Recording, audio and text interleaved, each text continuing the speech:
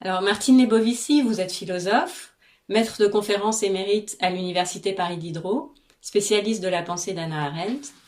Vous avez notamment travaillé sur la place et le rôle de la judéité dans la pensée et la vie d'Arendt. Et avec cet entretien, on voudrait comprendre justement l'influence qu'a eue la judéité sur la réflexion philosophique d'Arendt et ses positions politiques, en particulier son analyse de l'antisémitisme et du mouvement sioniste. Alors par ailleurs, elle a eu des rapports parfois difficiles avec la communauté juive, notamment au moment de la publication de son livre sur le procès d'Eichmann. Et Gershom Scholem lui a même, à ce moment-là, reproché de ne pas aimer le peuple juif. On y reviendra dans le cours de l'entretien. Et pourtant, quand on demandait à Arendt qui êtes-vous, elle avait coutume de répondre une juive.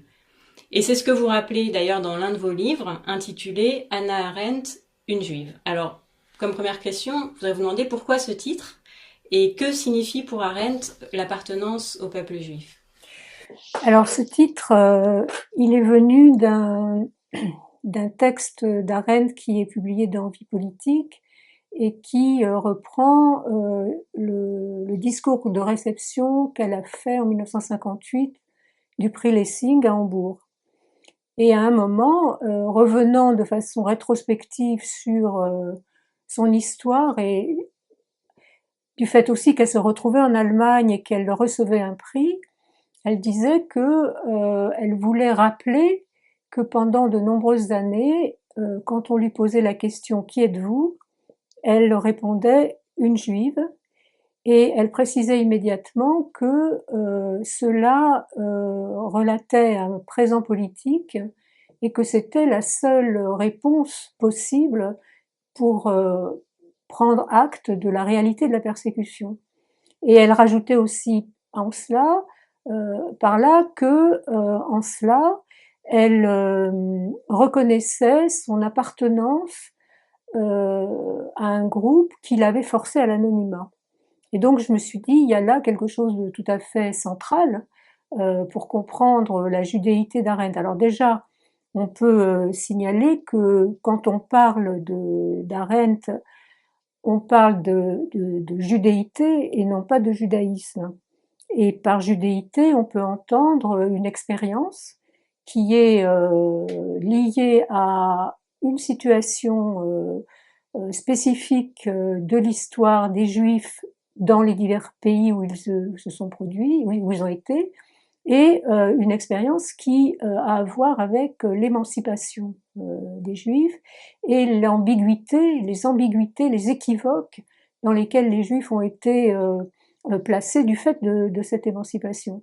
Alors l'émancipation des Juifs, qu'est-ce que ça a été? Ça a été, disons, aux alentours du XVIIIe, XIXe siècle, la reconnaissance par un certain nombre de pays de l'égalité des droits des Juifs avec les autres. Alors, des égalités des droits civils et ensuite aussi politiques, mais qui concernaient les individus un par un. Donc, l'émancipation, effectivement, reconnaît à chaque juif individuellement une égalité des droits. Mais du coup, ceux qui ne trouvent pas de statut dans ce système d'émancipation, c'est le fait que les juifs n'étaient pas seulement des individus juifs, mais c'était aussi un groupe, un peuple, avec des traditions, avec des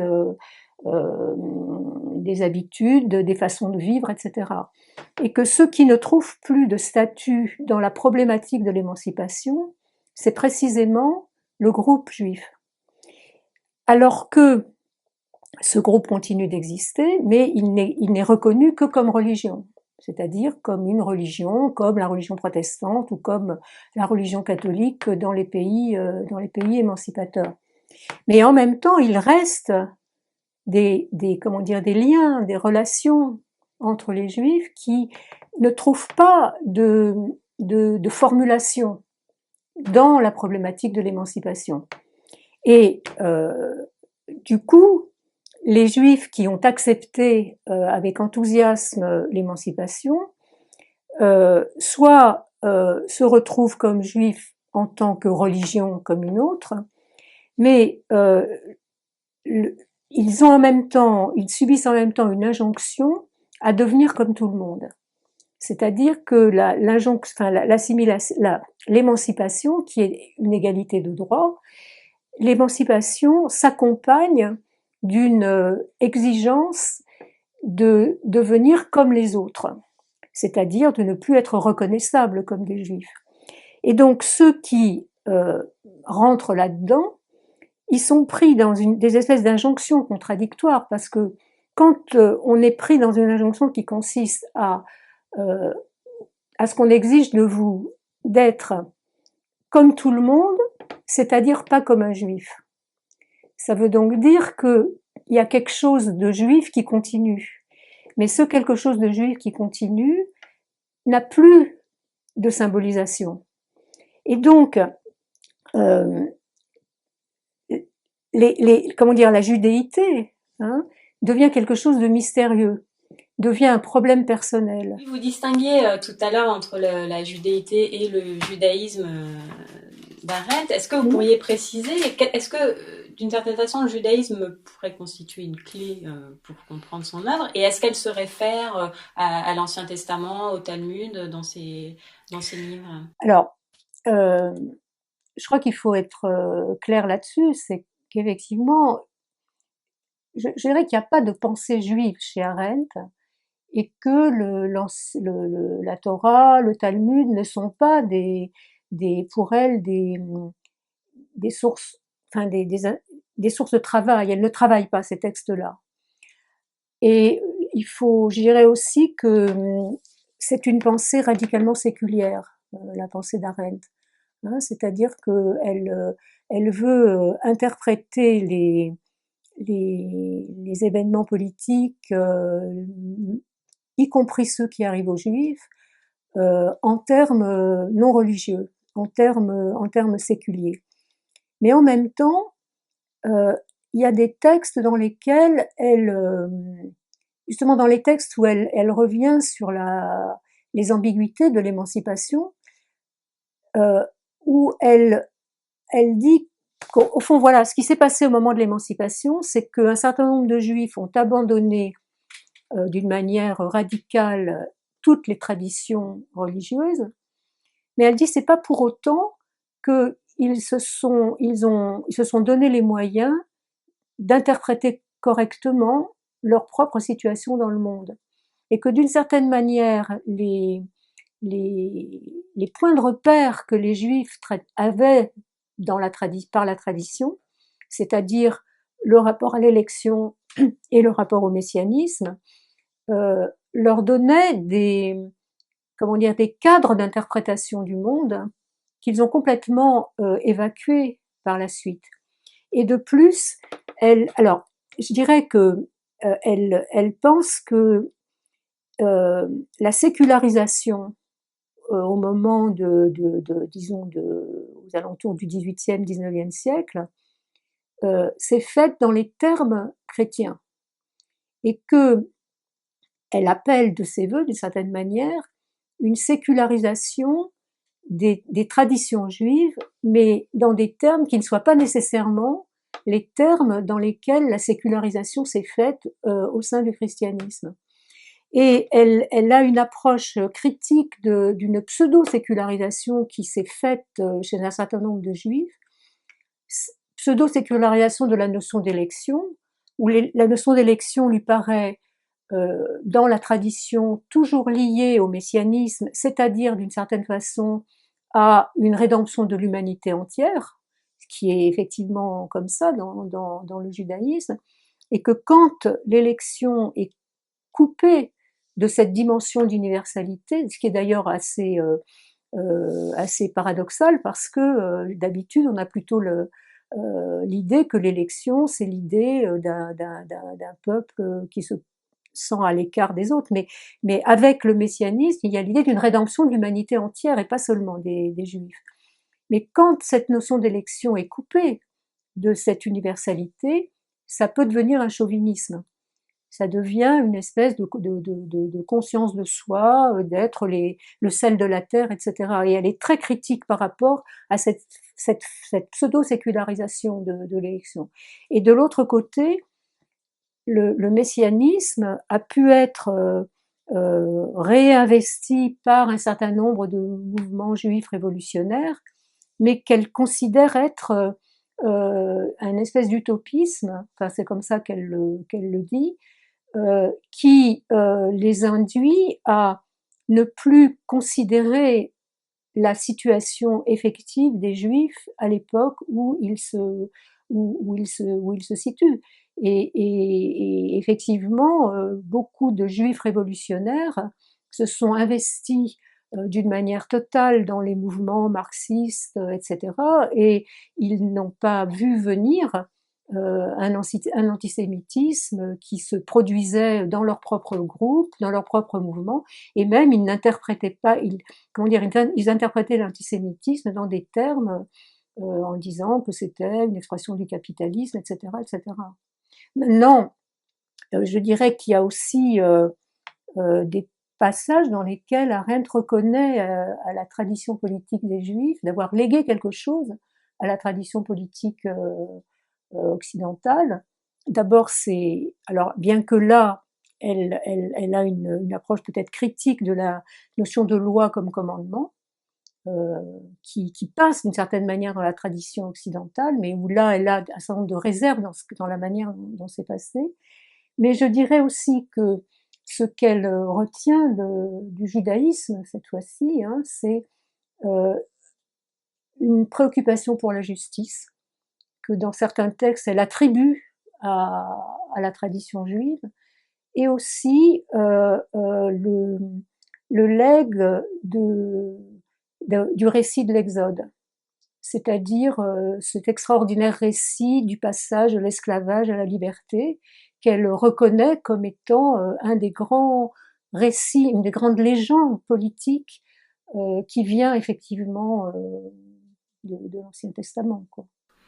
D'accord. Et alors, d'un point de vue biographique, en 33, Arendt fuit l'Allemagne nazie pour la Mhm. France et elle travaille dans une organisation sioniste pour permettre à de jeunes juifs allemands et d'Europe de l'Est Mhm. d'émigrer en Palestine. Alors, est-ce que vous pourriez nous en dire un peu plus sur son engagement et quelle est à ce moment-là sa position sur la question du sionisme? Mhm. Alors, euh, son engagement sioniste, enfin, son engagement aux côtés des sionistes, comme elle dit toujours, hein, c'est fait avant son émigration, c'est-à-dire que elle, enfin, dans les années 30, elle prend conscience de la montée de l'antisémitisme en Allemagne, enfin de la montée, oui, de l'exacerbation de l'antisémitisme en Allemagne. Et par l'intermédiaire de son ami Kurt Blumenfeld, qui était le président de l'organisation sioniste allemande, elle se rapproche des sionistes allemands. Alors il faudrait avoir beaucoup de temps pour rappeler ce qu'était le sionisme en Allemagne, quel type de sionisme c'était. Il y avait évidemment l'orientation vers la Palestine, mais il y avait aussi, surtout, alors, bon, comme j'ai dit tout à l'heure, une critique de l'assimilation et une dimension morale, c'est-à-dire, comme disait Blumenfeld, une volonté de ne pas vivre euh, le dos courbé et de ne pas... Parce que l'émancipation aussi, ça a été vécu comme un cadeau qui a été fait aux Juifs qui, au fond, n'avaient pas tellement demandé. Et donc, à partir du moment où c'était quelque chose comme ça, il y avait une espèce une espèce de rapport de reconnaissance qu'avaient les Juifs à l'égard des pays qui leur avaient accordé l'émancipation. Et quand on est dans un rapport comme ça de reconnaissance, on peut être prêt à aussi un aveuglement, une espèce de confiance absolue dans les États qui nous ont émancipés, et une colonne vertébrale brisée, comme disait Blumenfeld. Et donc là, le sionisme allemand avait un côté moral,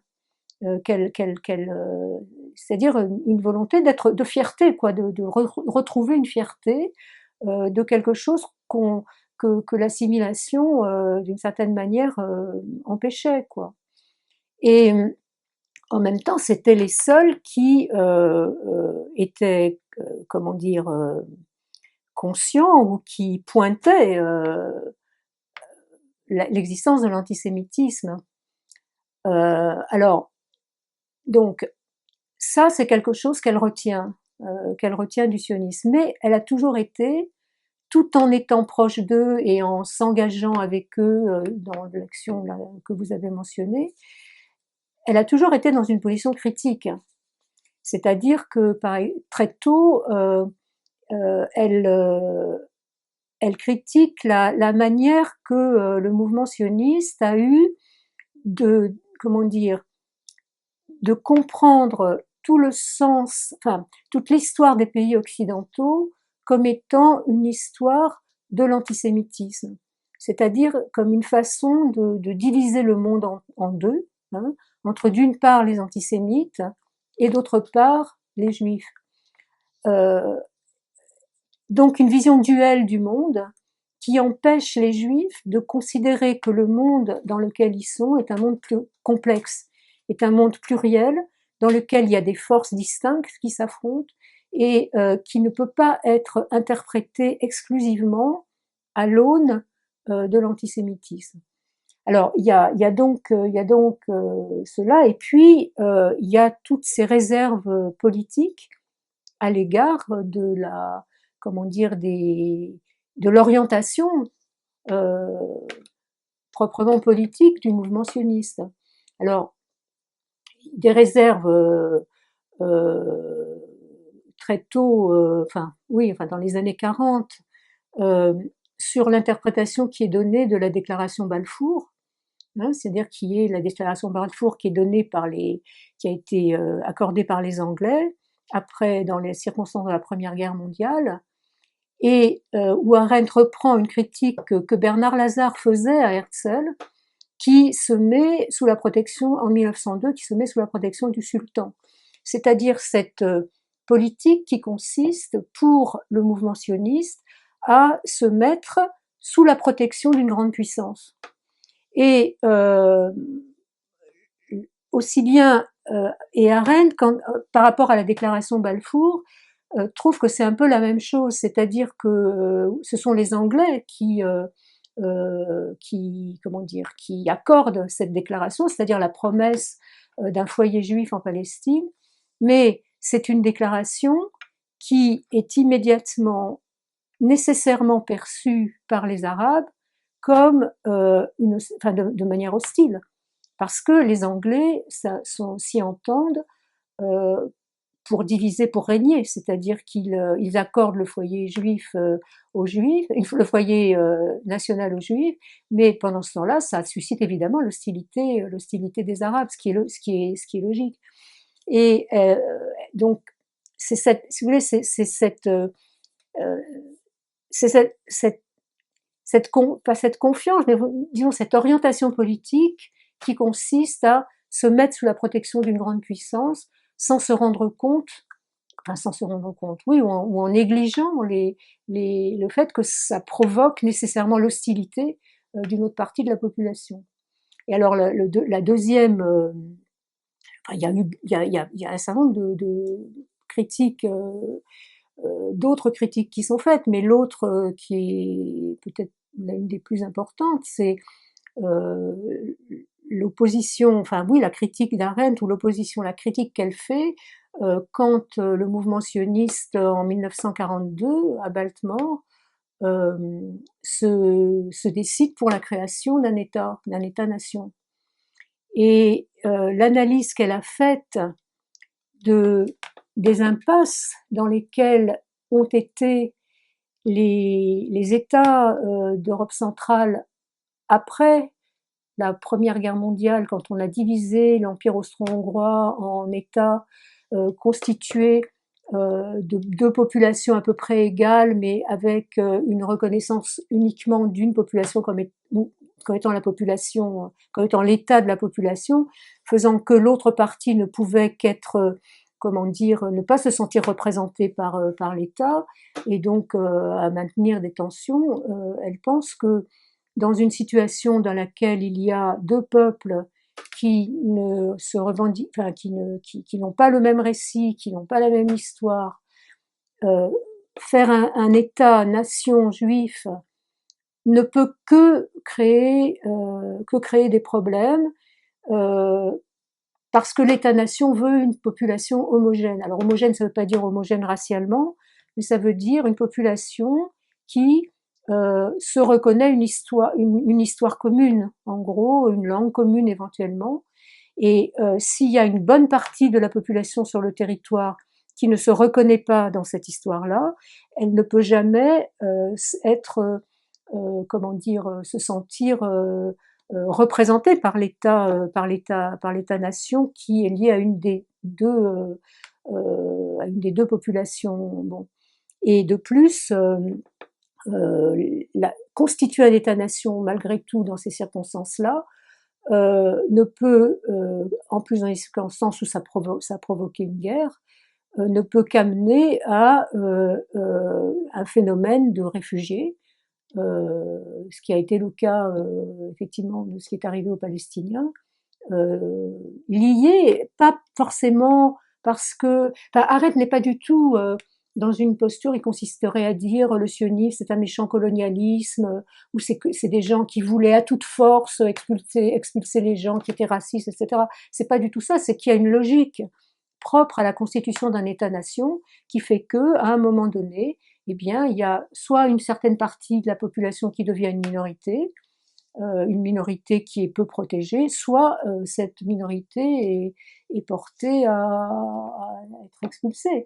Mais en même temps, quand on regarde les textes sur le sionisme, Arendt n'est pas plus confiante dans les pays arabes alentours aussi, hein. C'est-à-dire qu'elle se rend compte très vite que comment dire la naissance de l'État d'Israël est aussi un point d'unification entre des régimes qui par ailleurs auraient toutes les raisons de, Oui, de justement, c'est la s'opposer les question uns que je aux voulais autres. vous poser. Est-ce que, justement, en 1948, donc la date de la création de l'État d'Israël, est-ce que ça, euh, comment évolue sa position? Est-ce qu'elle Mhm. a, à ce moment-là, elle écrit sur... Alors, bon, il faudrait avoir le temps de revenir sur sur sa collaboration avec Judas Magnès, mais bon, on n'a pas le temps. Donc, en 1948, bon, bah, l'État est créé et c'est quelque chose qu'elle accepte. C'est-à-dire que elle prend l'État d'Israël est un fait, hein, qui modifie, qui est un événement dans l'histoire des Juifs. Qu'on soit d'accord ou pas avec tout ça, c'est un événement qui a eu lieu, qui a lieu comment dire et qui fait partie de qu'on soit content ou pas, ça fait partie de notre ça fait partie de notre présent, ça fait partie de notre histoire. Et elle ne va pas elle n'écrit plus sur le Moyen-Orient pendant toutes ces années. Dans sa correspondance privée avec Jaspers, elle revient en particulier sur l'aventure de Suez, un petit peu d'ailleurs dans la même ligne que ce que j'expliquais tout à l'heure, c'est-à-dire la, la, l'erreur, à son avis, qui consiste à se mettre du côté des impérialistes, enfin des impérialistes. Mais attention, quand je dis ça, je ne veux absolument pas dire la même chose que ceux qui disent que le sionisme est un impérialisme, etc. C'est plus une question de choix d'alliance politique à un moment donné. Et puis alors, c'est au moment du procès Eichmann, évidemment, que comment dire, la question de son rapport à Israël revient. Alors, il faut, en même temps, quand on regarde bien les choses de près, euh, il y a une légitimation d'Israël dans Eichmann à Jérusalem. Il y a une critique du gouvernement israélien de la façon dont il politise le procès Eichmann, son refus en particulier d'accepter que le procès soit une leçon pour les Juifs du monde entier. Alors, il faut aussi dire, pour être juste, que c'est certainement vrai que Arendt ne se sentait pas très bien en Israël, hein, que elle avait des amis, elle avait de la famille, mais disons que c'était pas un endroit où elle se sentait très bien. Mais je dirais, et alors, hein, on n'est pas non plus tenu c'est des choses qu'on lui reproche, mais je veux dire, il y a des tas de gens qui pensent que Israël est un est tout à fait légitime dans son existence, et puis qui sont pas très à l'aise en Israël. Donc elle, ben non, elle était plus à l'aise aux États-Unis, elle était plus à l'aise en Grèce ou ailleurs. Mais en même temps, euh, elle légitime l'État d'Israël, et en particulier d'une manière très singulière, enfin pas singulière, mais intéressante, parce que elle ne veut pas légitimer l'État d'Israël comme une compensation par rapport à la Shoah.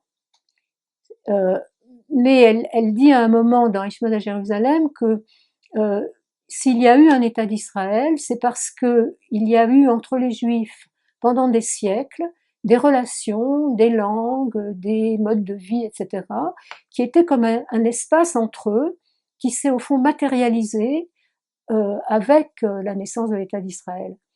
Et par ailleurs, euh, dans un interview qu'elle donne à Roger Herrera en 1973, donc quelques années après le, disons, l'ouragan Eichmann, euh, elle, elle, elle dit quelque chose qui me paraît très, très juste.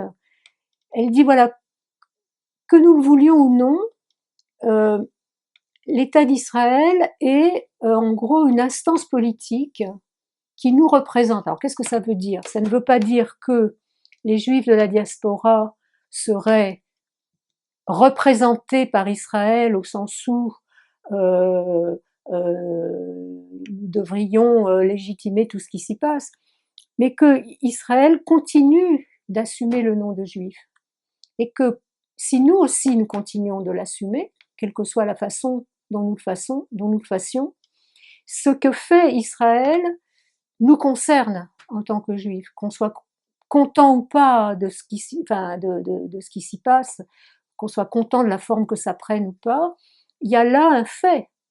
Euh, et euh, alors oui, il y a une autre chose peut-être que pour aller au bout de cette idée-là que j'ai oublié de dire tout à l'heure, justement par rapport à la question du judaïsme, c'est que euh, il y a une dimension. Je disais tout à l'heure que ce qu'elle retient du judaïsme, c'est le souci de la justice. Et ce qu'elle déplore concernant justement la forme qu'a pris le sionisme après la Shoah, mais tout en comprenant aussi pourquoi c'est comme ça, hein, c'est qu'il se trouve que l'État d'Israël est né euh, après la Shoah. Et donc, dans une situation où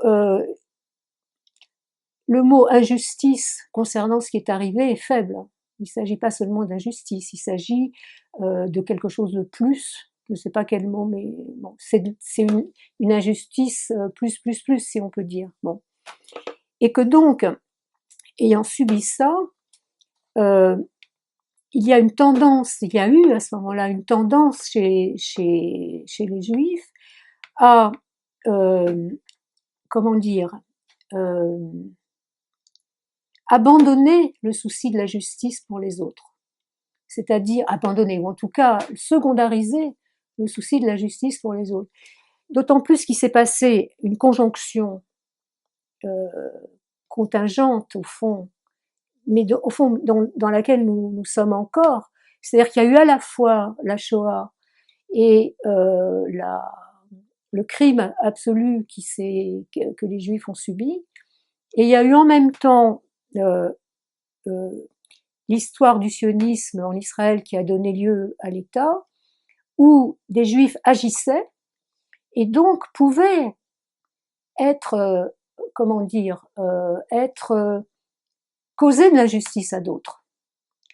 Et d'une certaine manière, l'énormité de ce qui avait été commis contre les Juifs par les nazis a retenu certains de continuer d'avoir le souci de la justice pour les autres. Mais il faut faire très attention quand on dit ça, parce que certains disent les victimes deviennent bourreaux. C'est absolument pas ça. C'est-à-dire que euh, euh, les victimes ont été victimes de quelque chose, et même si on a été victime de quelque chose, cela ne nous garantit pas jamais de commettre des injustices à notre tour. Mais ça ne veut pas dire que les injustices que nous commettons, c'est faire la même chose aux autres que ce que nous avons subi, ce qui est une tendance de nos jours. Quand on cherche à articuler, parce que c'est très compliqué, le fait qu'il y a cette histoire qui pèse encore sur nous, et en même temps, le fait que des gouvernements qui se revendiquent du judaïsme, qui sont les gouvernements israéliens, perpètrent des injustices à l'égard d'autres. Et donc il y a une, comment dire, je crois il faut céder sur rien, quoi. Hein. Alors, Voilà. peut-être avant d'en revenir, de revenir sur le procès, enfin sur son livre, sur le procès d'Eichmann, quand même une question sur son analyse du totalitarisme, Oui. parce qu'on reproche souvent à Arendt son concept de totalitarisme qui l'empêcherait de donner un véritable statut au génocide juif. Oui. Et alors, comment est-ce que vous jugez cette critique? Alors, je crois que bon, il faut peut-être reprendre, pour élucider ce point, il faut peut-être reprendre les deux étapes de la réflexion d'Arendt sur l'antisémitisme et ensuite sur le totalitarisme. Quand elle est partie d'Allemagne, elle avait le projet de, comme elle dit, il faut connaître nos ennemis. C'est-à-dire que ce qui compte quand on est en butte aux persécutions, c'est de savoir à qui on a affaire. Et donc, elle avait tout un projet d'analyser l'antisémitisme en rapport avec l'histoire de l'Allemagne.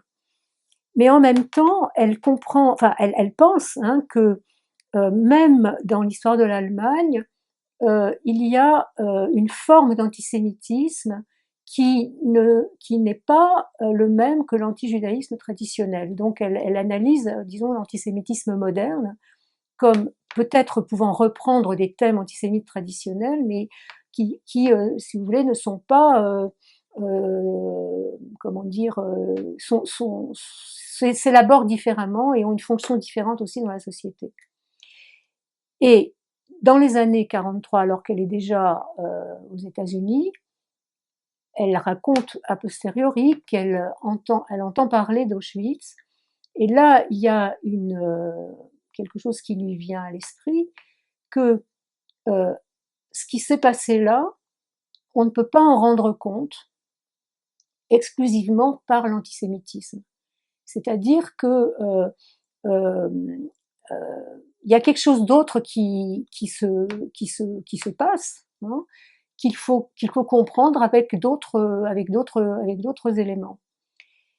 Ça, c'est une première chose. Donc, ça veut dire que aussi l'antisémitisme tel qu'il va se mettre à fonctionner dans le nazisme est un antisémitisme qu'elle va dire totalitaire, qui bien sûr reprend aussi des éléments de l'antisémitisme, de l'antijudaïsme, de l'antisémitisme moderne, mais qui va jouer un rôle dans le système dans son ensemble, qui est quelque chose de nouveau. Bon. Puis la deuxième étape, c'est la prise de connaissance après la guerre de ce qui se passait en Union soviétique et avec les témoignages venant des camps soviétiques. Et là, il y a un certain nombre de convergences qui lui apparaissent, et donc elle modifie son projet initial, et elle va, au lieu d'écrire un livre sur l'antisémitisme, elle conçoit ce qu'elle va appeler les origines du totalitarisme. Et du coup, comme elle est frappée par les convergences, c'est vrai que le fameux chapitre sur les laboratoires de la domination totale, qui est donc le point focal du totalitarisme, c'est-à-dire ces espèces de laboratoires où on expérimente une transformation de la nature humaine, disons, pour aller vite. Eh bien là, c'est vrai qu'elle a tendance à, comment dire, ne pas accorder, disons, de statut spécifique au génocide. Bon, ce à quoi on peut dire que la distinction claire des deux filières, c'est quelque chose qui a été fait par les historiens quand même beaucoup plus tard. Mais il est vrai que cette distinction n'est pas faite explicitement là, mais aussi parce que ce qui l'intéresse dans son travail, c'est d'identifier qu'est-ce que c'est que ce nouveau régime politique qui est un régime qui est un régime de domination, mais qui est une domination qui n'est pas la même que les dictatures traditionnelles, qui n'est pas la même que les fascismes. Et donc son travail intellectuel là est d'identifier ce régime. Donc dans les origines, elle a un chapitre effectivement sur le laboratoire de la domination totale dans lequel la distinction entre, disons, le génocide et la déportation n'est pas faite d'une manière explicite. Et effectivement, on a tiré argument de cela pour dire que c'est la catégorie de totalitarisme qui empêche de donner un statut au génocide. Or, je crois que c'est pas exact. C'est-à-dire que la catégorie de totalitarisme, disons que c'est la recherche d'une catégorie pour dire pour prendre acte de la naissance d'un nouveau régime politique. Mais un régime politique, quand on l'identifie, eh bien, il a différents visages, c'est-à-dire qu'il se déploie dans des circonstances historiques différentes, les circonstances de l'URSS n'étant pas celles du nazisme. Et donc, le point commun entre eux, c'est que ce sont des régimes criminels. Et il faut les considérer à partir de leurs crimes le plus incandescents. Alors, les crimes du régime stalinien, c'est-à-dire la déportation, le goulag, etc., sont à mettre en rapport avec le régime totalitaire stalinien. Et la Shoah est le crime le plus incandescent du nazisme. Et donc, à la fois, il est probable que toute l'analyse du totalitarisme ne rend pas compte totalement de ce que ça a été que la Shoah, mais à l'inverse, il y a trop de convergence, à mon avis, entre le régime stalinien et le régime nazi. Il y a qu'à lire Margaret Buber-Neumann. Il y a sans doute une convergence entre la Kolyma et Ravensbrück. Maintenant, Auschwitz, Treblinka, c'est quelque chose d'autre d'une certaine manière, mais ça n'est pas non plus complètement sans rapport avec le régime dans son ensemble. Et donc c'est cette articulation-là qu'il faut travailler, ne pas, je crois, comment dire, opposer, ou on emploie le mot, où on est intéressé par la catégorie de totalitarisme qui effectivement nous induit à établir des comparaisons entre nazisme et stalinisme. Où on ne peut pas donner un statut à la Shoah. Parce qu'effectivement, il est tout à fait exact qu'il n'y a pas d'équivalent de la Shoah dans le stalinisme, absolument. Et on lui a reproché aussi que son concept de totalitarisme l'aurait empêché de comprendre le procès d'Eichmann justement aussi. C'est-à-dire que le livre qu'elle publie donc en 63 à propos donc de ce procès, qui est intitulé, je rappelle, Eichmann à Jérusalem, rapport sur la banalité du mal, donc déclenche une controverse violente. 3 reproches principaux étaient adressés à Arendt, donc sa mise en cause de certains responsables des conseils juifs, son ton ironique entre guillemets, et l'expression même de banalité du mal. Alors, est-ce que vous pourriez nous en dire un petit peu plus sur ces points de polémique et nous expliquer aussi surtout peut-être pourquoi cet ouvrage a suscité tant d'hostilité de la part des Juifs à l'égard d'Arendt et comment elle l'a vécu?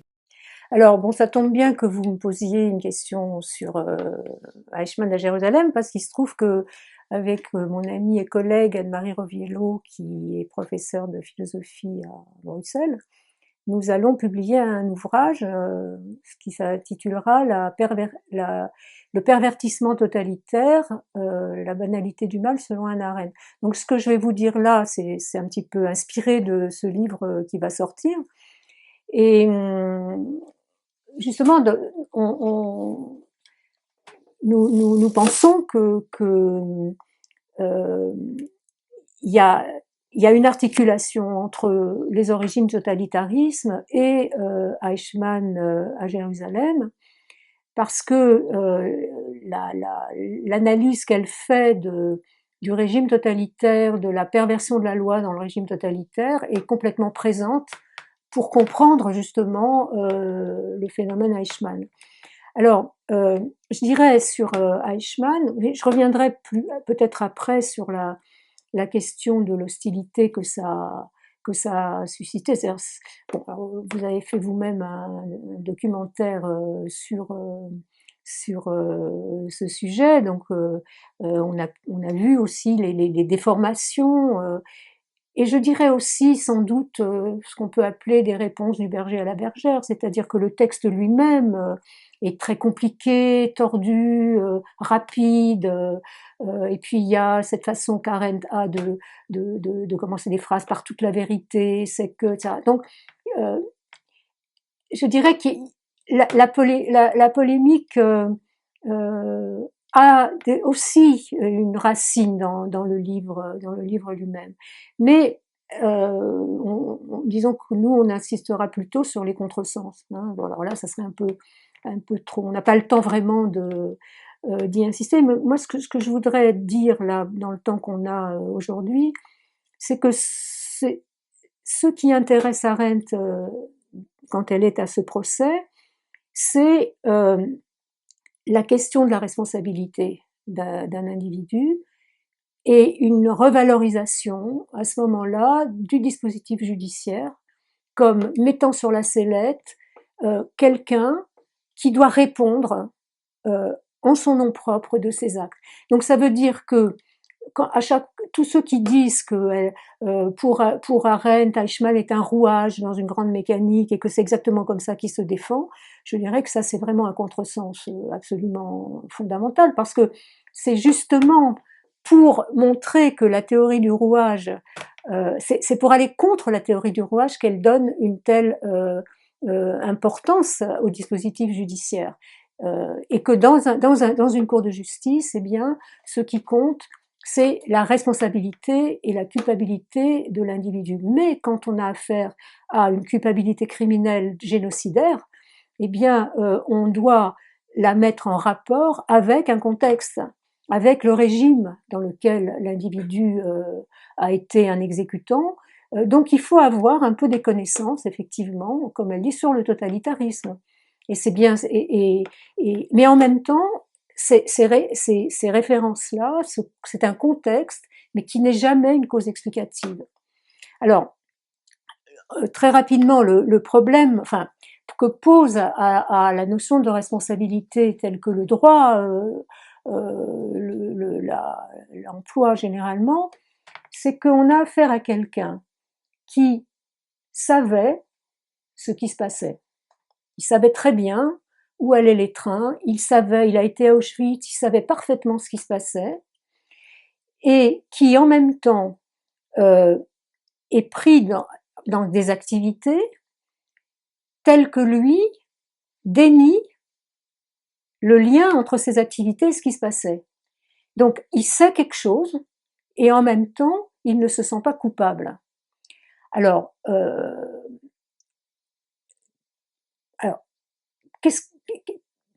l'expression banalité du mal, je crois qu'il faut toujours avoir conscience que c'est une expression oxymorique. C'est-à-dire qu'on a toujours tendance à ne retenir que banalité. Or, c'est toujours banalité du mal. C'est-à-dire ce dont il s'agit, c'est d'un génocide et pas d'autre chose. Et c'est donc un génocide. D'ailleurs, Arendt, en anglais, ne dit jamais banal evil, elle dit toujours banality of evil. C'est bien sûr pas le mal qui est banal. Voilà, donc c'est pas le mal qui est banal, c'est une banalité qui s'exerce. Alors d'abord, elle s'exerce par toutes sortes de moyens, cette banalité. Alors, c'est-à-dire que Eichmann, comment dire, effectivement ne tue personne directement, il a des activités qui, dans un autre contexte, ne seraient pas criminelles. Des activités. Alors d'ailleurs, bon, là on montre, si vous voulez, que il n'est pas que dans son bureau, Eichmann. Il n'est pas là en train de signer des papiers. Arendt sait très bien, elle le dit, que c'est quelqu'un qui négocie, c'est quelqu'un qui organise, c'est quelqu'un qui, il est sur le terrain d'une certaine manière. Et effectivement, une des grandes, enfin, une pièce importante de son activité, c'est la mise en place des conseils juifs. C'est-à-dire c'est lui qui, à Vienne, a inventé d'une certaine manière ce système qui sera repris par la suite à Berlin et après ailleurs. Et vous pourriez nous en dire plus justement sur ce système et comment il est... Alors, peut-être 2 mots encore sur la banalité du mal. Donc expression oxymorique et en même temps lien avec ce qu'elle appelle l'absence de pensée. Ce qu'elle appelle la Gedankenlosigkeit en allemand.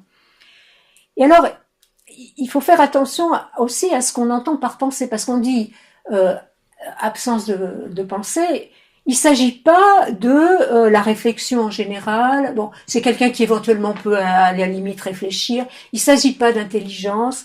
Il ne s'agit pas non plus de penser le mal en général et d'avoir une grande théorie sur le mal. C'est que la pensée dont il s'agit ici, c'est le jugement. C'est une pensée qui se déploie en jugement. Et ce dont Eichmann qu'Eichmann se refuse à faire, c'est à distinguer le bien du mal. Elle dit toujours ça comme ça. C'est un refus ou une incapacité de distinguer le bien du mal. Et alors, dans Eichmann à Jérusalem, d'ailleurs, c'est pas encore tout à fait élaboré. C'est quelque chose qu'elle va élaborer, qu'elle va mettre toute sa vie, la vie qui lui restera à élaborer. C'est en quoi l'absence de pensée est-elle partie prenante de l'incapacité de juger que quelque chose est mal. Alors, juger que quelque chose est mal, c'est pas juger en général, c'est toujours juger ceci est mal. Et ceci est mal, c'est à la fois un mal qui se passe dans le monde, mais c'est aussi un mal que je fais moi. Et c'est être incapable de juger que je fais du mal. Et là où, dans Eichmann à Jérusalem, en tout cas, il y a un lien avec la pensée, c'est que la pensée, ici, est aussi liée à la sensibilité, c'est-à-dire à l'absence de pitié. Et la pitié, dit-elle, c'est un... Enfin, d'ailleurs, il y a un petit peu une réminiscence de Rousseau. C'est un mouvement d'imagination qui me fait comprendre que l'autre souffre sans que je souffre moi-même. Et donc, dans le mouvement de la pitié, il y a un mouvement déjà de pensée, c'est-à-dire un mouvement qui me fait sortir de moi-même pour penser le sens de ce qui se passe. Et donc, la pensée dont il s'agit là, c'est ce qui est comment dire, ce qui est cassé ou comment dire empêché, ce dont il s'empêche lui-même, Eichmann, c'est véritablement la quête du sens. Oui, en ce sens-là aussi, enfin, vous faisiez allusion à cette absence de chez Eichmann de se mettre à la place, cette possibilité de se mettre à la place de l'autre. Et il me semble qu'Arendt aussi utilise l'image pour désigner la banalité du mal d'un champignon qui se propage à la surface de la terre. Et que par le terme de banalité, il y a aussi cette idée que l'absence de pensée et de jugement, elle se propage justement, alors que justement la pensée, seule la pensée a de la profondeur et de la radicalité, précisément parce que elle envisage l'autre et donc est-ce que dans cette idée de banalité aussi Oui, alors c'est-à-dire que ça demanderait de reprendre la question du rapport entre le fameux mal radical des origines et puis la banalité du mal. Et si vous voulez, ce qu'on va essayer de montrer dans notre livre, c'est qu'en fait, à notre avis, malgré ce qu'en dit Arendt quand elle dit que elle a changé, qu'elle ne parlerait plus de mal radical, elle parle d'une certaine manière de choses proches, parce que peut-être le mal a à faire aussi avec ce qu'elle appelle dans les origines le désintéressement et le déracinement. Et le déracinement, c'est une superficialité et que l'on retrouve d'une certaine manière aussi dans la banalité du mal. Et effectivement, à partir du moment où la pensée est empêchée, où l'individu s'empêche de penser, puisqu'on est, il y a une responsabilité, hein, et bien d'une certaine manière, la quête du sens s'arrête, et à la place de la quête du sens, il y a l'idéologique totalitaire et la logique totalitaire dont on peut montrer qu'elle est à l'œuvre chez Eichmann aussi, hein, même si par ailleurs Arendt dit que au fond elle a, elle a, elle a abandonné, ou en tout cas elle ne donne plus autant d'importance à l'idéologie. Et alors, donc, pour en revenir sur la question des conseils juifs, oui. Ça, elle le développe sur une dizaine de pages sur son ouvrage, et c'est quand même une des critiques les plus voilà. Alors alors il faudrait avoir le temps de montrer que ce n'est, enfin, on dit voilà qu'elle accuse les juifs de s'être assassinés eux-mêmes, que elle met sur le même plan de culpabilité les juifs et les conseils juifs, etc. On pourra montrer que à notre avis ça tient pas ça. Moi on s'est dit que il faut resituer la mention des conseils juifs dans la dynamique du livre, dans la construction du livre. Et une des grandes questions du livre qui court du début du livre jusqu'à la fin, c'est l'énigme de la conscience d'Eichmann. Qu'est-ce que c'est que cette conscience? Qu'est-ce que c'est que cette conscience dont la voix dit tu tueras plutôt que tu ne tueras pas, tu ne tueras point. Et donc, alors, non seulement il faut mettre ça en rapport avec le type de régime dans lequel ça se situe, sans en faire, ce que j'ai dit tout à l'heure, sans en faire une cause déterminante. Mais dans ce chapitre 7, où les conseils juifs apparaissent, il est question surtout de ce qu'elle appelle l'effondrement moral généralisé produit par le nazisme. Ce qui veut dire que, et elle précise, non seulement chez les tortionnaires, mais aussi chez les victimes. Alors, évidemment, dès qu'on lit côte à côte les deux, on se dit elle les identifie. Bon, moi je ne suis pas du tout d'accord avec ça, parce que pour Arendt, les membres des conseils sont des victimes. À tous les moments, ce sont des victimes.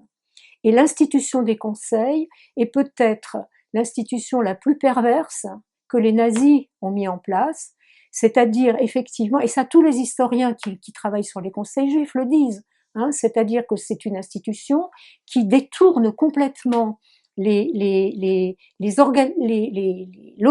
organisations juives qui existaient, qui les détournent, d'abord qui en créent de nouvelles, ou qui détournent celles qui existaient, en mettant en place un dispositif complètement de simulacre, où effectivement ces malheureux souvent c'était des malheureux, c'est-à-dire que c'était des gens, des hommes bien, des hommes bons, qui voulaient faire du bien, à leur communauté, etc., mais qui ont été pris dans un piège tel que tout ce qu'ils pouvaient faire, disons, pour aider les gens, se retournait nécessairement en dispositif pour les rendre exterminables. Alors, donc il y a tout cet aspect-là. Bon. Alors, comment dire?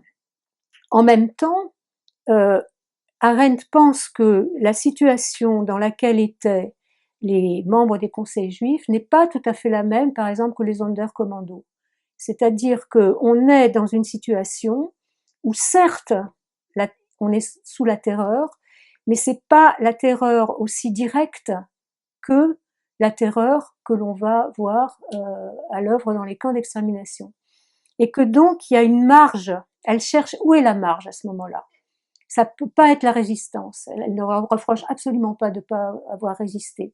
C'est éventuellement la marche de ne rien faire, c'est-à-dire de renoncer au pouvoir, de dire je ne suis qu'un juif parmi d'autres, et parce qu'en fait ce pouvoir n'en est pas un, c'est un pouvoir illusoire. Mais je crois que la question surtout qu'elle se pose, c'est euh, par quelle justification ces gens-là ont-ils donné? Et ça a pu être des justifications comme si c'est pas nous qui le faisons, d'autres le feront à notre place, ou euh, on peut en sacrifier quelques-uns pour sauver une majorité, etc. Et la question, c'est est-ce que ce sont là des principes qui peuvent être des principes qui peuvent nous guider à un moment ou à un autre. Ces principes-là, ce sont des principes qu'on ne peut pas accepter. Maintenant, qu'est-ce que ça vient faire dans le chapitre sur la conscience d'Eichmann? C'est que d'une certaine manière, Eichmann dit à un certain moment que personne n'est venu lui reprocher ce qu'il faisait. Personne n'a invoqué des principes supérieurs, pas même le beau pasteur Gruber, qui était tellement une grande figure de la résistance allemande, n'est venu lui dire que voilà, ce que tu fais c'est pas bien, rappelle-toi que tu étais élevé comme un chrétien, etc. Et qu'il venait pour demander des exemptions. Des exemptions.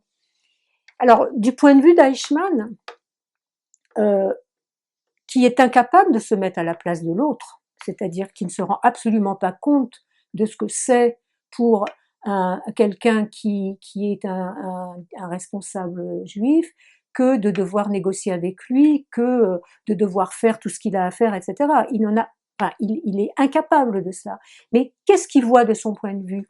Il voit des gens, effectivement, qui viennent lui demander des exceptions et donc qui ont l'air d'accepter le point de départ qui est on va exterminer les gens, mais on va s'arranger pour que ça se passe de telle ou telle manière. Mais c'est le point de vue d'Eichmann, et c'est à partir de là que ça a une part, je dis bien une part, dans la tranquillisation de sa conscience.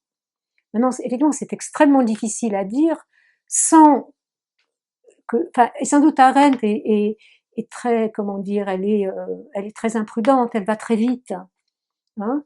Mais je crois que si l'on essaye de comprendre quelle est la question qu'elle pose à cet endroit-là du livre, peut-être on peut arriver à sortir de, comment dire, de l'opprobre généralisé dans laquelle ce chapitre est tombé, quoi, dans l'esprit de pas mal de gens, quoi. Voilà. D'accord, écoutez, je vous remercie beaucoup. Merci C'est moi qui Mélanie. vous remercie.